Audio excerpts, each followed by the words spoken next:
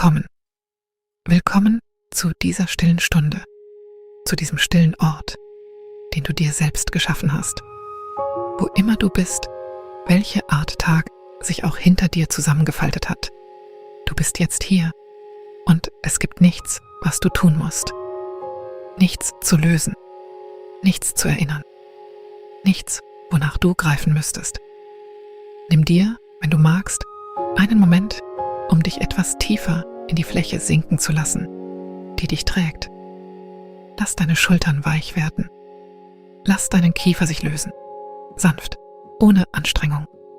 Lass das Gewicht deines Kopfes ganz ruhen, sodass das Kissen, das Polster oder was auch immer dich birgt, die Arbeit übernimmt, dich zu halten. Du musst dich nicht selbst halten. Jetzt nicht. Hier nicht. Lass deinen Atem seinen eigenen langsamen Rhythmus finden. Du musst nicht auf eine bestimmte Weise atmen. Bemerke nur, wenn du magst, wie die Luft hereinströmt und wieder hinaus und wieder herein. Wie etwas Geduldiges und Freundliches, das durch dich hindurchzieht, ohne etwas dafür zu verlangen. Heute Nacht wirst du an einen sehr stillen Ort reisen. Ein Ort aus Schnee und langsamem Licht, aus kleinen Hütten, die von Speckstein gewärmt werden, aus Zedernholz und Laternenschein und dem langen, unbeeilten Flüstern von Schlittenkufen. Du musst nicht weit gehen, du musst dir keine Namen merken. Du wirst einfach hindurchtreiben, so wie ein kleines Boot auf einem stillen See treibt, so wie ein leiser Atemzug durch einen Raum treibt. Wenn deine Gedanken abschweifen, ist das vollkommen in Ordnung. Lass sie wandern. Sie kommen von selbst zurück oder auch nicht. Und beides ist willkommen. Die Geschichte geht sanft weiter, ohne deine Aufmerksamkeit zu brauchen. Du darfst in jedem Moment einschlafen. Du darfst das Ende verpassen. Die Geschichte geht nirgendwo hin. Und du auch nicht. Nimm also einen letzten leichten Atemzug, bevor wir beginnen. Spüre, wie die Luft ein wenig kühler ist, wenn sie einströmt, ein wenig wärmer, wenn sie hinausströmt.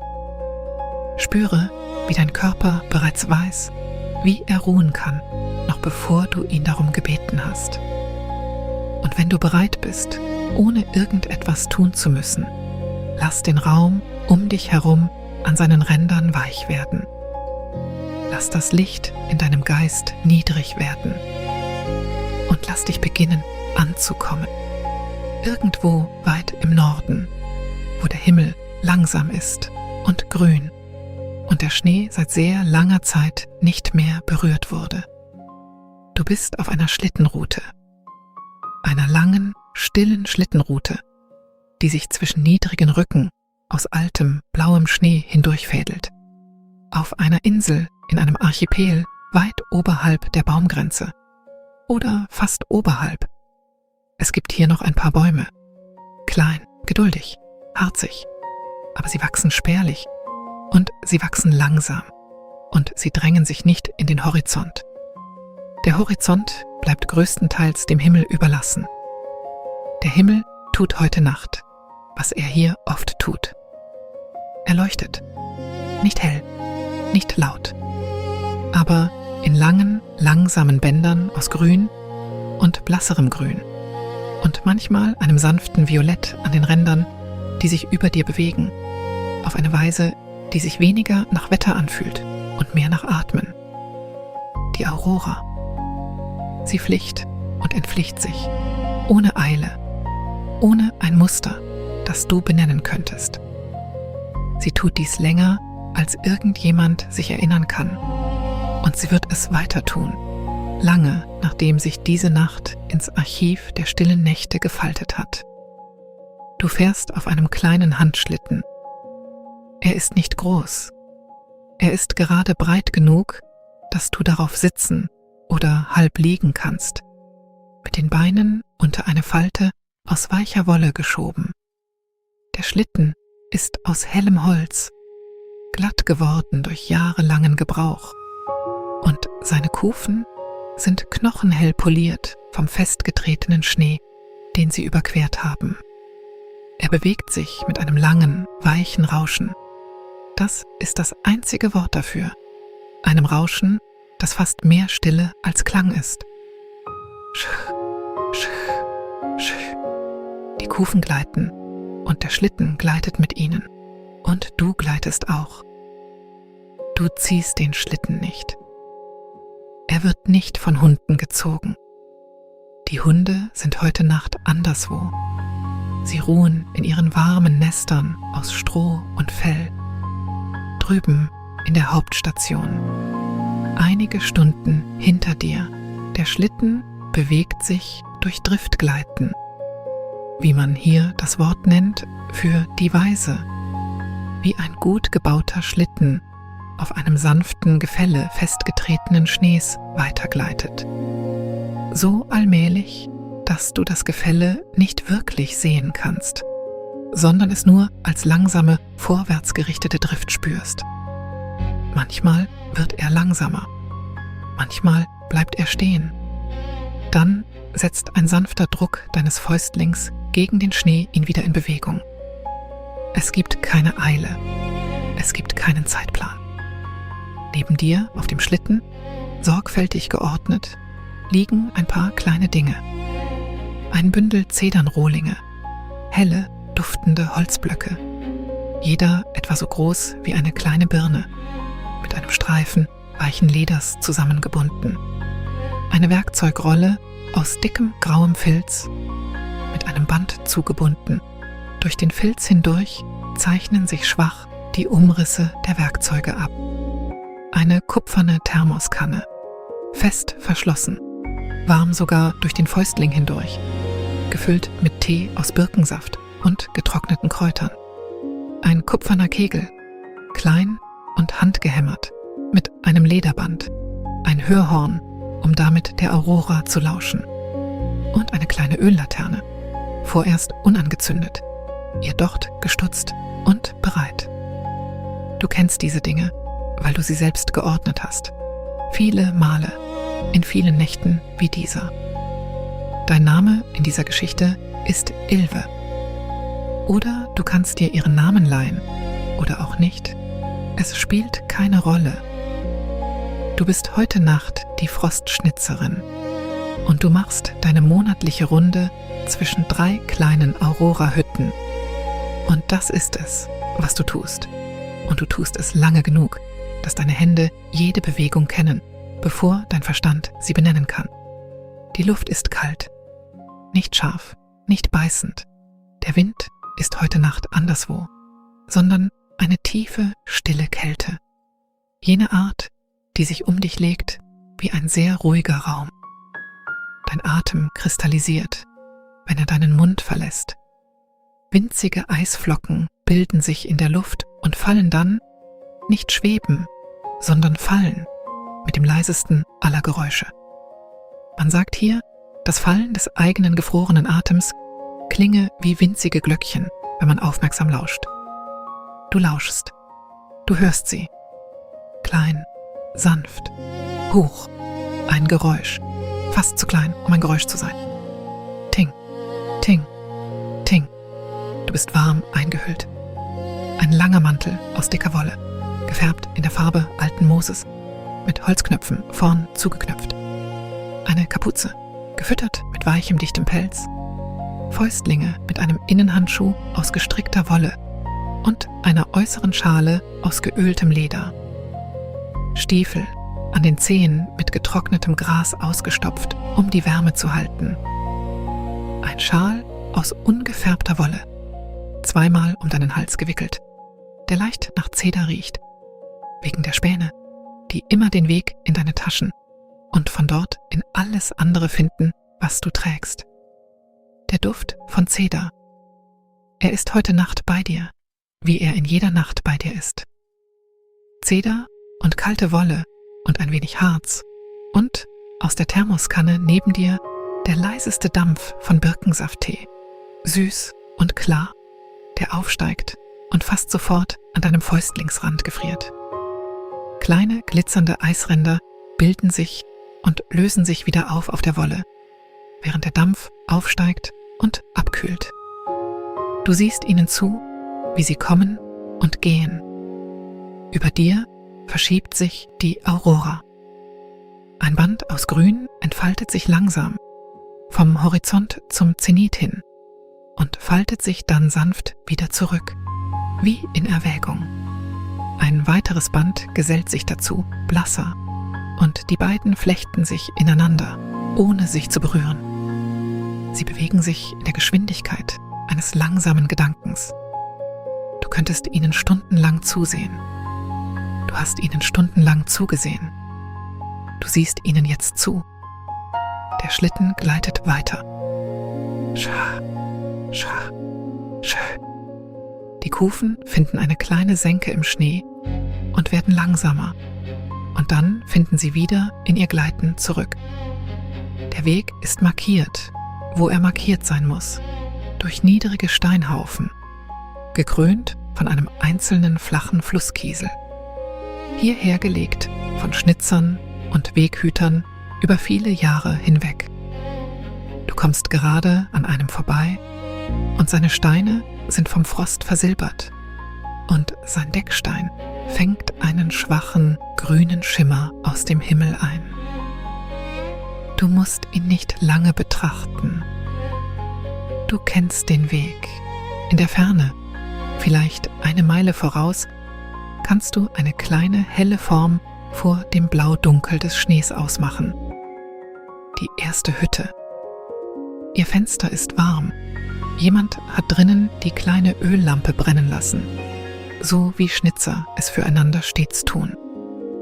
Bernsteinfarbenes Licht sammelt sich auf dem Frost des Fensterrahmens. Du spürst, wie du sanft lächelst unter deinem Schal. Die Hütte ist nicht mehr weit und es besteht keine Eile, sie zu erreichen. Du lehnst dich ein wenig auf dem Schlitten zurück und lässt deinen Kopf auf der kleinen, gefalteten Filzrolle ruhen, die du als Kissen mitgebracht hast. Über dir setzt der Himmel sein langsames Flechten fort. Unter dir setzen die Kufen ihr sanftes Rauschen fort. Die Fäustlinge, die Thermoskanne, die Zedernrohlinge, die filzumwickelte Messerrolle, sie alle reisen still an deiner Seite. Kleine Gefährten auf einem stillen Gang. Du atmest ein. Du atmest aus. Die winzigen Glöckchen deines Atems fallen und fallen und fallen. Nach einer Weile, du könntest nicht sagen, wie lange, und es spielt keine Rolle, wird der Schlitten von selbst langsamer und gleitet sanft ein paar Schritte vor der Tür der ersten Hütte zum Stehen. Du sitzt einen Moment, bevor du aufstehst. Es besteht kein Grund, schnell aufzustehen. Die Hütte läuft nicht davon und die Nacht auch nicht. Du siehst noch ein Weilchen zu, wie das Laternenlicht im Innern der Hütte sich in den Frostmustern des kleinen quadratischen Fensters fängt. Farne aus Eis und Sterne aus Eis und winzige feine Linien aus Eis, alle Bernsteinfarben von innen leuchtend. Dann stehst du langsam auf. Deine Stiefel machen ein leises Knirschen auf dem festgetretenen Schnee. Ein anderer Klang als der der Kufen. Ein kleinerer, näherer Klang. Du nimmst dir vom Schlitten, was du brauchst. Das Bündel Zedernrohlinge, die filzige Messerrolle, das kupferne Lauschhorn, die Thermoskanne. Die Laterne lässt du liegen. Drinnen wirst du sie nicht brauchen. Die Tür der Hütte ist niedrig und sie öffnet sich mit einem sanften, hölzernen Klicken. Kein Schloss, keine Klinke, nur ein einfacher, geschnitzter Holzstift. Du duckst dich leicht unter dem Sturz und trittst ein. Und die Wärme empfängt dich sogleich. Keine heiße Wärme, sondern eine sanfte, gehaltene Wärme. Die Art, die ein kleiner Specksteinofen tagelang geduldig aufgebaut hat. Du ziehst die Tür leise hinter dir zu. Die Hütte ist sehr klein. Sie ist rund oder beinahe rund, mit Wänden aus hellem Holz und einer niedrigen Decke aus demselben Holz und einem einzigen Fenster zum Schlittenweg hin und einem einzigen Ofen in der Mitte des Bodens und einer einzigen niedrigen Bank entlang einer Wand und einem kleinen Arbeitstisch neben dem Ofen, glatt geworden von Jahren des Gebrauchs. Auf dem Tisch steht, wartend, eine hölzerne Schale. Die Schale ist flach, aus einem einzigen Stück Birkenholz geschnitzt, und darin, mit stiller Sorgfalt angeordnet, liegen die Zeichen, die der letzte Schnitzer, der hier vorüberkam, zurückgelassen hat. Die Zeichen sind klein, jedes nicht größer als deine Daumenkuppe. Sie sind aus Zedernholz geschnitzt und jedes ist eine Form, eine Locke, ein Band, ein sanfter Fächer, eine Spirale, ein langsamer Bogen, die Form einer bestimmten Nachtaurora, so wie ein Schnitzer sie gesehen, so wie ein Schnitzer sie gehört hat. Wer als nächster vorbeikommt, darf eines in die Hand nehmen, wenn er möchte, und so etwas vom Himmel einer Nacht erfahren, die er nicht selbst gesehen hat. Heute Nacht liegen 7 Zeichen in der Schale. Du zählst sie nicht. Du bemerkst sie einfach, so wie du kleine Steine an einem Strand bemerken würdest. Du legst dein Bündel Rohlinge ab. Du legst deine Messerrolle ab. Du legst das kupferne Lauschhorn behutsam auf die Bank, damit es nicht klirrt. Du stellst die Thermoskanne neben den Ofen, damit der Tee warm bleibt. Du wickelst deinen Schal ab, langsam, Schlaufe um Schlaufe, und hängst ihn an den Holzhaken neben der Tür. Du öffnest die obersten Knöpfe deines Mantels, ziehst ihn aber nicht aus. Die Wärme der Hütte reicht, damit der Mantel still wird, nicht damit er lästig würde. Dann kniest du dich neben den Specksteinofen. Seine Oberfläche fühlt sich warm an unter deiner Hand. Eine langsame, tiefe Wärme. Die Art, die Speckstein besser hält als fast jeder andere Stein. Der letzte Schnitzer hat ihn niedrig gehalten. Eine einzige kleine Glut in seinem Herzen. Du legst ein gespaltenes Stück Birke aus dem ordentlichen Stapel neben dem Ofen nach. Du brauchst kein großes Feuer. Du musst der Glut nur Gesellschaft leisten. Die Birke fängt langsam Feuer und ein sanftes Licht beginnt hinter der kleinen eisernen Ofentür aufzublühen und wirft bernsteinfarbene Lachen über das helle Holz des Bodens.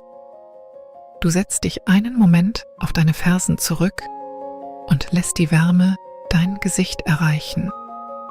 Deine Wangen, die jenes bestimmte rosige Taubgefühl der Kälte angenommen haben, werden allmählich weich. Deine Fäustlinge, noch immer an deinen Händen, erwärmen sich von außen nach innen. Der Dampf deines Atems kristallisiert nicht mehr. Er steigt einfach auf und verschwindet. Du spürst, wie sich der Raum um dich hersetzt. Nach einer Weile stehst du auf, langsam, und gehst hinüber zum kleinen Arbeitstisch.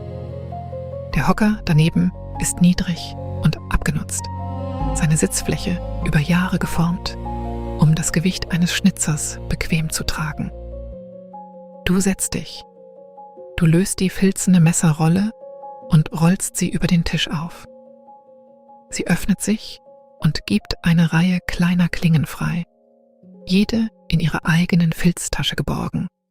Ein gerades Messer, ein kleines Hakenmesser, ein feiner Hohlmeißel, eine winzige Detailklinge, alle sauber, alle blank, alle mit weichen Baumwollschlaufen an ihrem Platz gehalten, damit sie nicht verrutschen.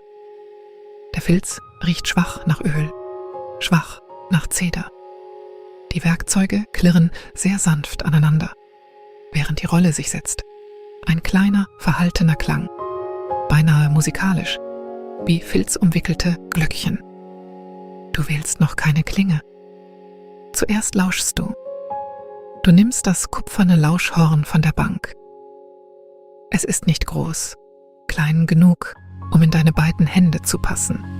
Von Hand aus einem einzigen Bogen weicheren Kupfers gehämmert, mit einem schmalen Ende, das sanft an dein Ohr passt, und einem weiten Ende, das sich öffnet wie eine kleine Blüte.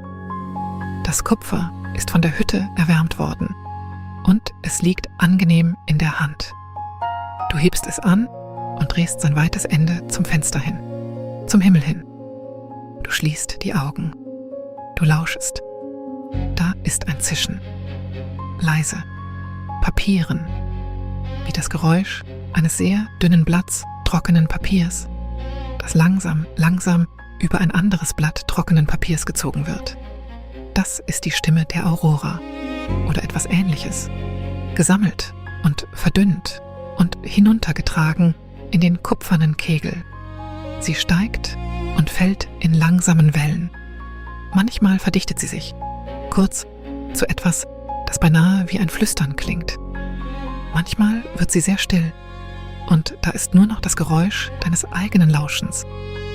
Dann kehrt sie zurück. Du lauschst lange. Es gibt keine Eile zu entscheiden, was die Form ist. Die Form zeigt sich von selbst. Heute Nacht ist das Zischen lang und ungebrochen, mit einem langsamen Anstieg nahe der Mitte und einem kleinen sanften Abfall am Ende. Ein Band, denkst du? Ein langes Band mit einer sanften Welle. Du öffnest die Augen und blickst durch das kleine quadratische Fenster in den Himmel. Ja, ein langes Band, das sich langsam bewegt, mit einer sanften Welle in seinem Herzen. Der Himmel und der Klang stimmen überein. Du legst das kupferne Horn beiseite. Du wählst einen Zedernrohling aus dem Bündel. Er ist hell, feinfaserig, leicht duftend. Du hältst ihn in der linken Hand und spürst sein Gewicht. Du wählst das gerade Messer aus der Filzrolle. Sein Griff ist aus glattem Birkenholz, seine Klinge klein und scharf und poliert. Du hältst es in der rechten Hand und du beginnst. Der erste Schnitt ist immer ein langsamer. Ein langer, geduldiger Span hebt sich von der Oberfläche der Zeder, kräuselt sich unter der Wärme deines Daumens und fällt lautlos in deinen Schoß oder auf den Boden. Das Geräusch des Schnitts ist ein sanftes, trockenes Flüstern, sehr nah am Klang der Aurora. Wenn du darüber nachdenkst, was vielleicht kein Zufall ist. Du setzt einen weiteren Schnitt.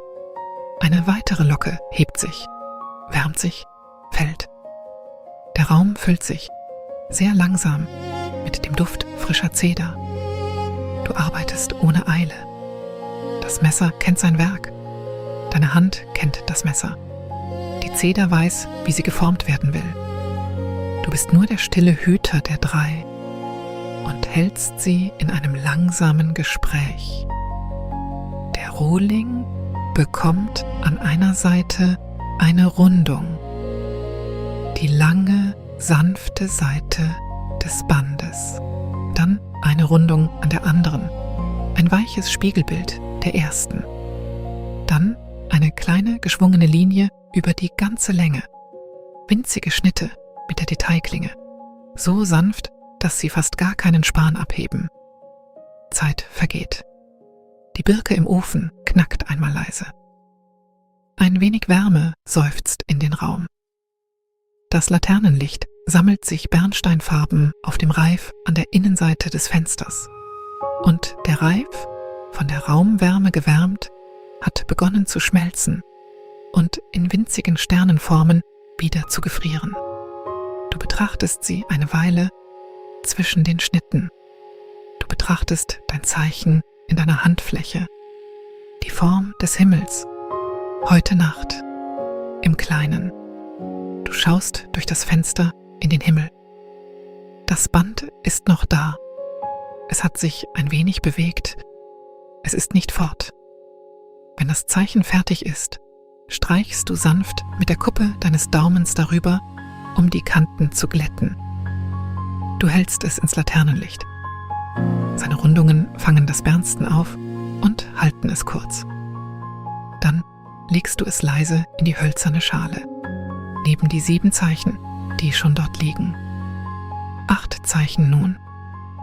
Du zählst sie nicht, aber die Zahl ordnet sich hinten in deinem Kopf und legt sich dort zur Ruhe.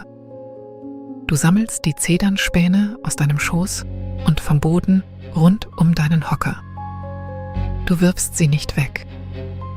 Eine kleine Handvoll steckst du in die Tasche deines Mantels, wo sie sich beim Gehen an deiner Handfläche wärmen. Kleine, trockene Duftlocken, kleine Gefährten. Den Rest legst du in eine kleine Blechdose neben dem Ofen. Sie werden später als Anzünder dienen, für den nächsten Schnitzer oder für dich, wenn du zurückkehrst. Nichts wird hier verschwendet. Du bist noch nicht bereit zu gehen. Du schraubst den Deckel der kupfernen Thermoskanne ab und sofort steigt Dampf auf. Eine dünne, blasse Säule in die warme Luft. Der Geruch von Birkensaft und getrockneten Kräutern, süß, leicht grün, ein wenig holzig, erfüllt die kleine Hütte. Du gießt ein kleines Maß Tee in den Deckel, der zugleich als Becher dient. Du hältst ihn in deinen beiden bewandten Händen und du sitzt auf der niedrigen Bank und du trinkst langsam. Der Tee ist warm und sanft. Er schmeckt nach etwas, das sehr langsam aus einem Baum im frühen Frühling gezogen, in einem kupfernen Gefäß bewahrt und freundlich erinnert wurde. Du trinkst die Hälfte des Bechers und stellst den Rest zum Abkühlen beiseite. Du siehst auf die 8 Zeichen in der hölzernen Schale. Du betrachtest die Formen, eine kleine Locke, die jemand in der Tiefe der letzten Woche hinterlassen hat. Ein breiter Fächer, geduldig und elegant. Eine Spirale, so eng wie ein kleines Schneckenhaus. Das lange Band, das du gerade hinzugefügt hast. Jedes ist die Nacht eines Menschen, gehalten in Zeder. Jedes ist eine kleine Freundlichkeit, hinterlassen für den nächsten Reisenden. Nach einer Weile stehst du auf, langsam. Du nimmst deinen Schal vom Haken und wickelst ihn um deinen Hals. Einmal, dann noch einmal. Du knöpfst deinen Mantel wieder bis oben zu. Du nimmst deine Messerrolle, bindest sie sorgfältig zusammen und spürst das kleine, filzumhüllte Klirren der Klingen, wie sie sich in ihren Fächern zurechtlegen. Du nimmst das Bündel Zedernrohlinge, nun um einen kleiner, und das kupferne Lauschhorn und die Thermoskanne. Du legst einen kleinen Stapel gespaltener Birke neben den Ofen, damit er für den nächsten Schnitzer bereit liegt. Du deckst die Glut im Herzen des Ofens ab, sanft, damit sie in den kommenden Tagen leise weiterglimmt.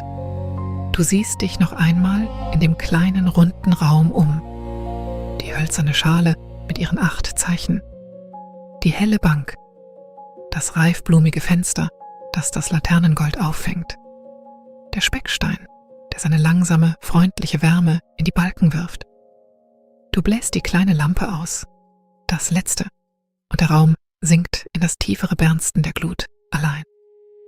Du trittst hinaus, du schließt die Tür leise hinter dir. Die Nacht empfängt dich wieder. Die Luft ist kalt, still und unbewegt. Und das Band der Aurora steht noch immer über dir, obwohl es ein wenig nach Osten geglitten ist. Über dem Grat im Norden hat sich ein weiteres Band zu bilden begonnen. Blasser, wartend. Dein Atem kristallisiert. Ting, ting, ting. Kleine fallende Glöckchen. Du kehrst zum Schlitten zurück. Du ordnest deine Dinge wieder neben dir an. Bündel, Messerrolle, Horn, Thermoskanne. Du nimmst die kleine Laterne vom Schlitten und diesmal zündest du sie an. Das Streichholz rauscht einmal leise und dann fängt die Flamme im Ölbrunnen und die Laterne beginnt zu leuchten. eine kleine bernsteinfarbene Sonne neben dir, nah und gesellig. Bernsten sammelt sich auf dem Reif des Schlittens, auf der Wolle deines Fäustlings, auf dem hellen Holz der Kufen. Du gibst einen sanften Stoß gegen den Schnee. Der Schlitten nimmt sein langes, weiches Chant wieder auf.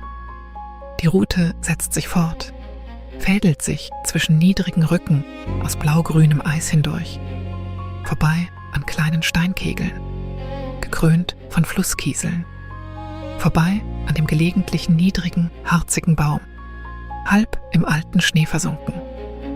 Der Himmel setzt sein langsames Flechten fort. Die Glöckchen deines Atems setzen ihr sanftes, winziges Fallen fort. Du gleitest hinein in das Dahingleiten. Stich, Stich, Stich.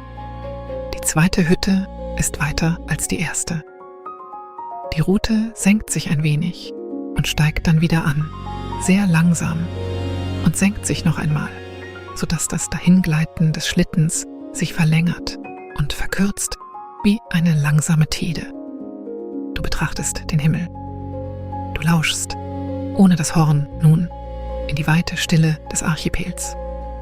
Manchmal, sehr leise, hörst du den Wind an einem fernen Ort, nicht hier, irgendwo jenseits des Wassers, wie er über das Eis zieht. Ein sanftes, fernes Rauschen. Es ist, als hörte man jemanden im Nebenzimmer atmen. Es ist nicht einsam, es ist Gesellschaft. Zwischen den Hütten ist Zeit zum Nachdenken, wenn du auch nicht an vieles denkst. Du denkst an die Form, die du heute Nacht noch nicht geschnitzt hast. Die Form dessen, was der Himmel als nächstes tun wird. An der zweiten Hütte. Du denkst an die letzte Schnitzerin, die diesen Weg genommen hat, deren Locke und deren Fächer und deren Spirale du in der Schale gesehen hast. Du kennst sie nicht mit Namen, aber du kennst sie an ihrer Hand, an dem kleinen, sorgfältigen Winkel ihrer Schnitte, an der Art, wie sie die Kanten rundet. Du empfindest eine stille Verbundenheit mit ihr, obwohl ihr euch nie begegnet seid. Du denkst auch an das Zedernholz, wo es wächst, weit im Süden von hier, wo die Winter milder sind und die Bäume höher, wie es geschnitten und getrocknet und in Bündeln nordwärts geschickt wird, auf anderen Schlitten, anderen Booten, in anderen geduldigen Händen, wie es schließlich in diesem kleinen Stapel neben dir zur Ruhe kommt und darauf wartet, die Form einer Nacht zu werden. Der Gedanke ist ein langsamer, warmer Gedanke, wie die Wärme des Specksteins. Du lässt ihn sich setzen. Zeit vergeht. Das Band droben verdichtet sich, faltet sich und entfaltet sich. Ein Fleck helleres Grün blüht kurz im Nordosten auf, verblasst und ist fort. Der Schlitten gleitet. Du gleitest. Dein Fäustling ruht in deiner Tasche, wo die kleinen, trockenen Locken der Zedernspäne sich an deinem Handteller wärmen. Du schließt sanft die Finger um sie, und sie zerbröseln ein wenig und geben noch etwas mehr Duft in die Wolle.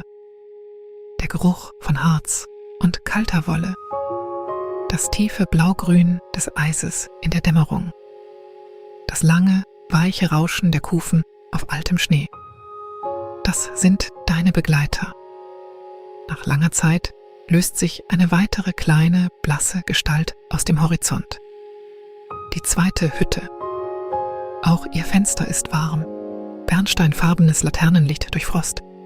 Ein kleiner, freundlicher Lichtsee auf dem großen blauen Feld der Nacht. Du spürst, wie du wieder lächelst, ganz sanft. Es ist keine Überraschung, es ist ein Willkommen. Der Schlitten wird langsamer, gleitet, hält an. Du sitzt einen Augenblick, bevor du aufstehst. Du schaust in den Himmel. Das Band ist jetzt ruhiger, dünner und an seinem westlichen Ende beginnt etwas Neues. Eine kleine Drehung, eine langsame Locke.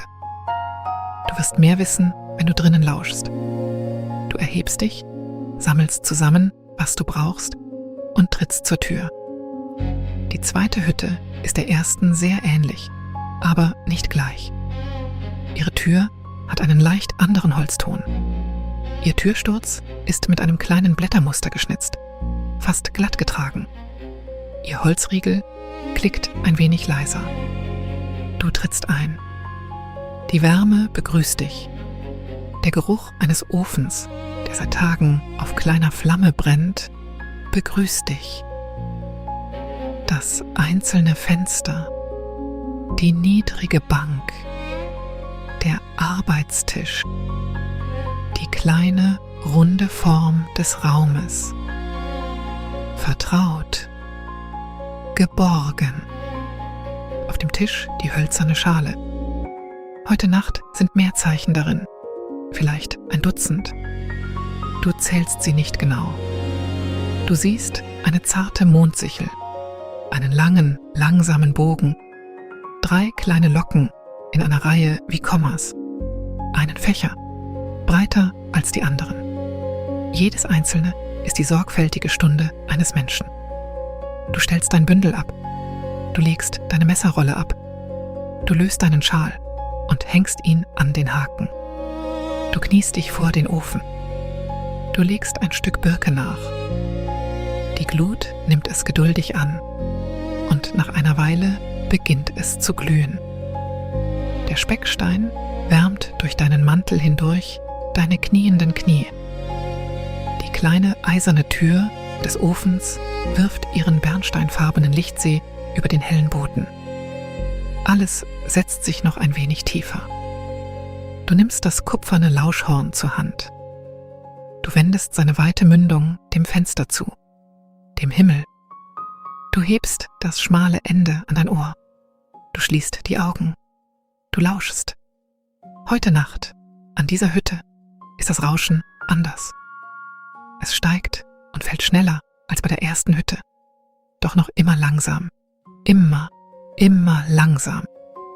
Es verdichtet sich und verdünnt sich und verdichtet sich wieder, in einem Muster fast wie Wellen an einem sanften Ufer. Darunter ein kleinerer Ton, ein feines, silbriges Flüstern, fast wie das Knistern von dünnem Frost, wenn er mit dem Handrücken gestreift wird. Du lauschst lange. Eine sanfte Locke, denkst du. Eine Locke, in sich gefaltet, so wie sich ein Farnwedel einrollt, bevor er sich öffnet. Du öffnest die Augen. Du schaust durch das kleine, viereckige Fenster in den Himmel. Ja, die Drehung, die du zuvor am westlichen Ende des Bandes gesehen hast, ist gewachsen, hat begonnen sich zu locken, sanft, in sich hinein. Der Himmel und der Klang stimmen wieder überein. Der Himmel ist geduldig mit dir. Er wartet, bis du ihn siehst. Du legst das Horn ab. Du wählst einen Zedernrohling. Du wählst heute Nacht das kleine Hakenmesser, denn die Form, die du brauchst, hat eine nach innen gehende Krümmung und das Hakenmesser liebt nach innen gehende Krümmungen. Du hältst den Rohling in der linken Hand und das Hakenmesser in der rechten und du beginnst. Das Hakenmesser hebt mit jedem Zug eine dünne, straff gedrehte Späneflocke ab. Es ist ein leiseres Werkzeug als das gerade Messer. Sein Klang ist kleiner, näher, ein sanftes Schaben mehr als ein Flüstern. Die Späne fallen mit winzigen Seufzern in deinen Schoß. Manche sind so eng gerollt, dass sie aussehen wie kleine Sprungfedern. Ein paar der schönsten legst du in eine Ecke des Arbeitstisches, ohne zu entscheiden warum. Du formst zuerst die äußere Kante, eine langsame Kurve wie der äußere Bogen eines Farnwedels. Dann die innere Kante, enger, tiefer, nach innen gezogen. Dann drehst du das Zeichen in deinen Fingern und schnitzt die kleine mittlere Locke, dort, wo sich die Form in sich faltet. Es braucht Zeit, es braucht Geduld. Der Ofen knackt einmal leise. Das Laternenlicht verschiebt sich ein wenig auf dem hellen Holzboden. Du bemerkst die Zeit nicht. Es gibt keine Zeit zu bemerken. Wenn das Zeichen fertig ist, glättest du seine Kanten mit dem Ballen deines Daumens, wie zuvor. Du hältst es an die Laterne. Seine nach innen gehende Locke fängt einen kleinen Bernsteinsee und hält ihn kurz. Du legst es in die hölzerne Schale, neben die Mondsichel und den langen Bogen und die 3 Kommas und den weiten Fächer. Dann sitzt du einen Moment und betrachtest die ganze kleine Sammlung. Eine Versammlung von Nächten, eine Versammlung von Himmeln, stillgehalten in Zedernholz auf einer flachen Birkenschale. Du gießt dir eine kleine Tasse Birkensafttee ein. Der Dampf steigt auf, gefriert kurz an der Manschette deines Fäustlings, während du die Tasse hebst, und verschwindet dann in der warmen Luft der Hütte. Der Tee ist süß und grün und holzig. Du trinkst langsam. Du spürst, wie die Wärme durch deine Brust hinabzieht und hinaus in die Arme und hinaus in die Beine und hinein in die Sohlen deiner Füße, in ihren mit Gras gewärmten Stiefeln. Jeder Teil von dir dankt dem Tee auf seine kleine Weise. Du sitzt lange auf der niedrigen Bank, die Tasse in den Händen. Du betrachtest das bernsteinfarbene Licht auf den Frostmustern des Fensters. Farne und Sterne und feine Linien, alle sanft leuchtend. Du betrachtest die kleine eiserne Tür des Ofens, den langsamen Atem der Glut dahinter. Und du betrachtest, ohne zu betrachten, die hölzerne Schale mit ihren vielen Zeichen. Zeit vergeht. Der Tee kühlt ab. Du trinkst ihn aus, schraubst den Deckel wieder auf die Thermoskanne und stellst sie beiseite. Du sammelst deine Sachen ein, wie zuvor. Du dämpfst die Glut. Du legst einen kleinen Stapel gespaltener Birke neben den Ofen. Du wickelst deinen Schal wieder um den Hals, eine Schlaufe, dann noch eine. Du schließt deine Knöpfe. Du siehst dich einmal in dem kleinen runden Raum um und du spürst, wie du in diesem Augenblick immer spürst, einen kleinen, warmen Dank an den Raum, auch wenn du ihn nicht laut aussprichst. Du bläst die Lampe aus. Du trittst hinaus. Du schließt die Tür sanft hinter dir. Die Nacht ist nun tiefer. Der Himmel darüber ist ganz lebendig, in jener stillen Weise, in der dieser Himmel lebendig ist. Jetzt viele Bänder, geschichtet, manche heller, manche blasser, in einer langsamen Choreografie, die kein Ende und keinen Anfang kennt. Das Blaugrün des Eises in den tieferen Stellen fängt den Himmel ein und hält ihn, so dass der Boden selbst von innen heraus schwach zu leuchten scheint. Du stehst einen Augenblick neben dem Schlitten und schaust einfach nur. Bist einfach hier. Dein Atem kristallisiert.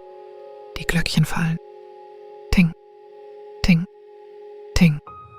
Du steigst wieder auf den Schlitten, ordnest deine Sachen neben dir, nimmst die kleine Laterne auf und gibst dem Schnee einen sanften Stoß. Die Kufen nehmen ihr langes, leises Schuschu wieder auf. Der Weg geht weiter. Zwischen der 2. und der 3. Hütte ist der Weg am längsten. Er schwingt sanft am Rand einer niedrigen Eisklippe entlang. Eine Wand aus blassblau-grünem Eis, kaum höher als du selbst, vom Wind glatt geschliffen, schwach im Licht des Himmels leuchtend. Du fährst nah an ihr vorbei und kannst im Eis kleine eingeschlossene Bläschen sehen, in langsamen Säulen angeordnet, wie der Atem des Meeres, vor langer Zeit eingefangen und festgehalten. Du könntest das Eis berühren, wenn du die Hand ausstrecktest, aber du streckst die Hand nicht aus. Du schaust nur. Dann schwingt der Weg von der Klippe weg, hinaus auf eine weite, flache Ebene aus festgetretenem Schnee. Eine alte Bucht, seit vielen Wintern gefroren, wo das Schuschu des Schlittens sich dehnt und der Himmel darüber sich riesig und langsam ausbreitet. und du fühlst dich sehr klein und sehr gehalten. Die Laterne auf dem Schlitten ist ein kleiner bernsteinfarbener Gefährte. Dein Fäustling in der Tasche birgt warmen Zedernduft. Deine Thermoskanne schimmert schwach im Licht des Himmels. Die Filzrolle mit den Messern ruht still neben dir. Und ab und zu, wenn der Schlitten über eine kleine Rippe festgetretenen Schnees fährt, klingen die Werkzeuge darin ganz sanft, jenes weiche, in Filz gehüllte, verhaltene Geräusch. Du lehnst dich zurück an das gefaltete Filzkissen. Du betrachtest den Himmel. Du siehst ein langes grünes Band vom Horizont aufsteigen und langsam ganz zum Zenit wandern und sich dann sanft wieder zum Horizont auf der anderen Seite herabbiegen, als zöge eine große, langsame Hand eine Linie über die Decke der Welt. Du siehst am Rand des Bandes ein blasses Violett erscheinen, eine Weile dort verharren und dann verblassen. Du siehst dem Himmel zu, wie er tut, was der Himmel tut. Du denkst oder denkst halb an das Zeichen, das du heute Nacht noch nicht geschnitzt hast. Das für die 3. Hütte, die noch 1 Stunde entfernt ist. Vielleicht mehr, vielleicht weniger. Du misst nicht. Du kennst seine Form noch nicht. Der Himmel wird es dir sagen. Der Klang wird es dir sagen. Deine Hände werden es dir sagen. Es steht dir nicht zu, es zu erraten. Es liegt eine sanfte Freiheit im Nichtwissen. Es liegt eine sanfte Freiheit darin, dem Himmel zu vertrauen. Zeit vergeht. Die Kufen schuhschuhen. Die Laterne glimmt. Dein Atem fällt in winzigen Glöckchen. Ab und zu wird der Schlitten an einer sehr sanften Steigung langsamer und du gibst dem Schnee mit der behandschuhten Hand einen leichten Stoß, nicht mehr Mühe als das Umblättern einer Seite. Und er fährt weiter.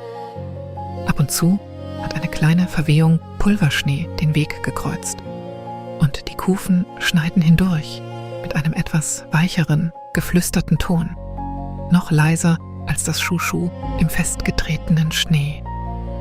Du bemerkst diese kleinen Unterschiede, wie du eine kleine Veränderung im Wetter eines vertrauten Zimmers bemerken könntest. Du musst sie nicht benennen. Du musst sie nur spüren, während sie vorüberziehen. Du denkst einmal an die Hütten selbst, wie sie gebaut wurden. Hütte um Hütte, über viele Jahre, von vielen geduldigen Händen. Wie das Holz geschlagen und getrocknet und geformt und an seinen Platz gehoben wurde. Wie der Speckstein gebrochen und bewegt und gesetzt wurde.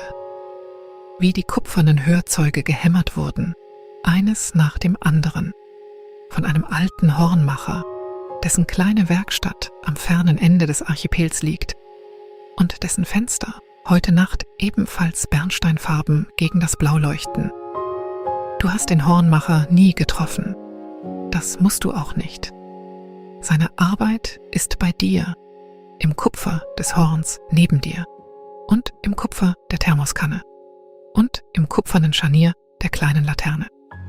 Seine Arbeit ist still und sie leistet dir Gesellschaft. Der Himmel bewegt sich, die Kufen schuhschuhen, die Laterne glimmt. Nach langer Zeit tritt eine weitere blasse Gestalt am Horizont hervor. Die 3. Hütte. Ihr Fenster ist warm.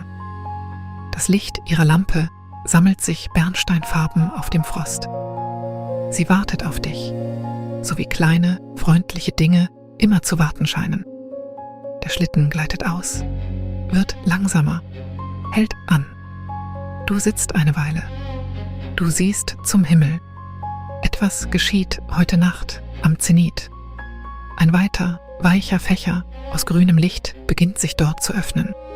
Langsam wie die Handfläche einer sich entfaltenden Hand. Einen Fächer wie diesen hast du zuvor noch nicht gesehen. Nicht genau so. Jeder Fächer ist ein wenig anders. Der Himmel ist geduldig mit dem Wandel. Du erhebst dich. Du sammelst deine Sachen. Du trittst zur Tür der 3. Hütte. Ihr Sturz ist mit einem Muster kleiner Wellen geschnitzt.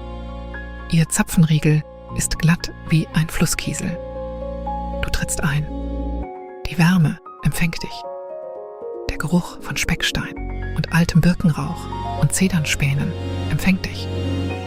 Du schließt die Tür sanft. Drinnen liegen in der hölzernen Schale heute Nacht viele Zeichen. Mehr als in den beiden anderen Hütten. Denn diese Hütte steht an einer Stelle, an der mehr Schlittenwege zusammentreffen und mehr Schnitzer vorüberkommen. Fächer, Bänder, Locken, Bögen, Spiralen, Sicheln. Jedes klein genug, um es zwischen Zeigefinger und Daumen zu halten. Jedes von Händen gemacht, die du kennen magst oder auch nicht. Du legst dein Bündel ab. Du legst deine Messerrolle ab. Du löst deinen Schal und hängst ihn an den Haken. Du lockerst deine Knöpfe. Du kniest dich zum Ofen. Du legst ein Stück gespaltener Birke nach. Die Glut nimmt es an. Die Birke fängt langsam Feuer. Bernsteinlicht blüht auf. Der Speckstein wirft seine langsame, tiefe Wärme ab. Das helle Holz des Raums erhellt sich. Die Frostfahne am Fenster fangen Bernstein ein. Alles ist, wo es sein soll. Du nimmst das kupferne Hörhorn zur Hand. Du wendest seine weite Öffnung dem Fenster zu. Du hebst das schmale Ende ans Ohr. Du schließt die Augen. Du lauschst. Heute Nacht, in dieser Hütte, ist das Zischen weit. Es ist keine einzelne Linie aus Klang, sondern ein langsamer, weiter Atem, ausgebreitet über viele Tonhöhen, als würden sehr viele blasse Papierbögen gleichzeitig über sehr viele andere blasse Papierbögen gezogen. Es steigt langsam an, hält und fällt lange nicht ab. Dann fällt es sanft, verstummt, steigt wieder. Ein Fächer, denkst du, ein weiter, langsamer Fächer. Du wusstest es schon, aber der Klang bestätigt es. Du öffnest die Augen, du schaust durch das Fenster. Der Fächer im Zenit hat sich weiter geöffnet. Er reicht fast bis zur Mitte des Himmels. Seine blassgrünen Ränder sanft wie ein Atemzug. Darunter setzen die älteren Bänder ihr geduldiges Flechten fort. Darüber ist das tiefe Dunkel des Alls mit den zartesten Sternen bestreut. Du schaust lange. Du schaust, bis du die Form nicht nur in den Augen hast, sondern in den Händen. Du legst das Horn ab. Du wählst einen Zedernrohling. Du wählst heute das feine Hohleisen. Denn die Form, die du brauchst, hat die Weichheit einer weiten Rundung. Und das Hohleisen hebt weite, weiche Späne, die das weite, weiche Gefühl des Fächers in das Holz tragen. Du hältst den Rohling in der linken Hand und das Hohleisen in der rechten. Und du beginnst. Die Form tritt langsam hervor. Der weite Bogen der Fächeroberkante. Die schmalere Basis, wo sich der Fächer zu einem kleinen Stiel sammelt. Die sanft ausstrahlenden Linien über die Fläche des Fächers. Jede mit den winzigsten Schnitten geschnitzt. So sanft, dass sie kaum einen Span heben. Das Holz ist warm unter deinem Daumen. Wärmer als die Hütte, weil dein Daumen darauf geruht und es beständig gewärmt hat.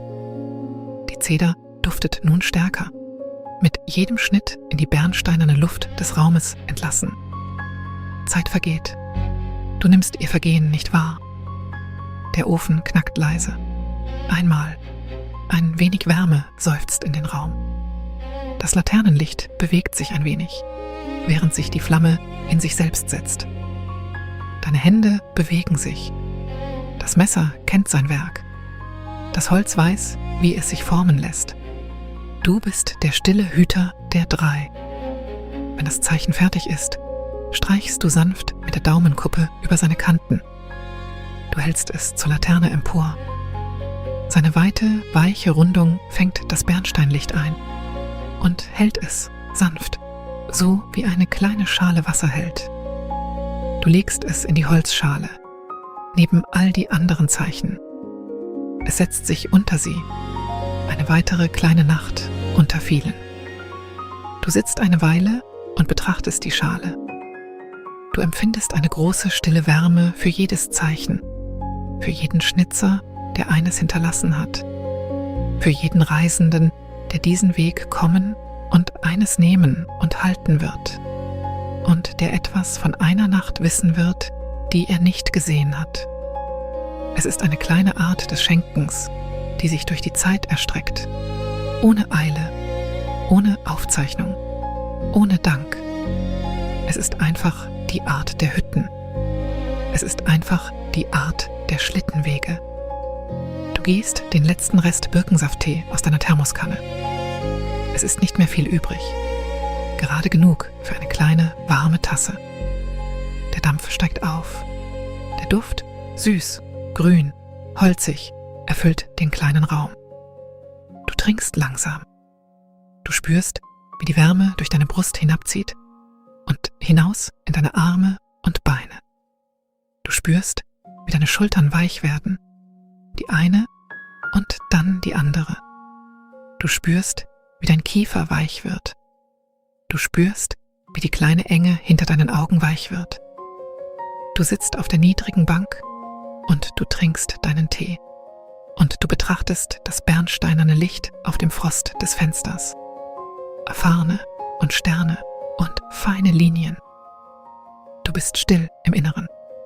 Sehr still. Die Nacht ist freundlich gewesen. Die Hütten sind freundlich gewesen. Der Himmel ist freundlich gewesen.